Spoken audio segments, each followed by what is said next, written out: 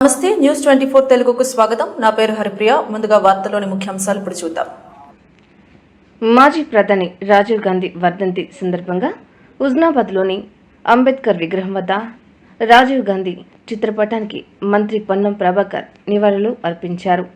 ఈ కార్యక్రమంలో సిద్దిపేట జిల్లా గ్రంథాలయ సంస్థ chairman Kedam Lingamurthy, single window chairman Bolishetti Shivaiah, Congress party senior నాయకులు చిత్తారి పద్మా రవీందర్, కాంగ్రెస్ పార్టీ నాయకులు తదితరులు పాల్గొన్నారు.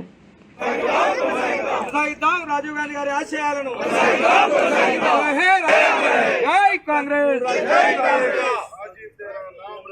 जब तक सूरज चांद रहेगा, जब तक सूरज चांद रहेगा, नाम रहेगा कांग्रेस पार्टी.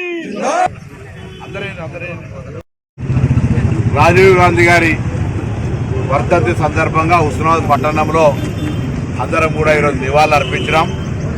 రాజీవ్ గాంధీ గారి దూరదృష్టితోటి గ్రామీణ వ్యవస్థలు బాగుండాలని 73, 74 రాజ్యాంగ సవరణలు చేసి స్థానిక సంస్థలు బలోపేతం చేస్తూ నేరుగా ఢిల్లీ నుంచి నిధులు ఇప్పించినటువంటి ఘనత, 18 సంవత్సరాలకి ఓటు హక్కు కల్పించినటువంటి ఘనత, ప్రజాస్వామ్యంలో యువత భాగస్వామ్యం ఉండాలని ఆకాంక్షించి అదేవిధంగా మారుతున్న కాలానికి అనుగుణంగా విదేశాలతో పోటీ పడే సాంకేతిక విప్లవానికి నాంది పలికి ఈరోజు భారతదేశం విప్లవాత్మకమైనటువంటి సాంకేతిక మార్పులకు కారకుడైనటువంటి వ్యక్తి రాజీవ్ గాంధీ గారు.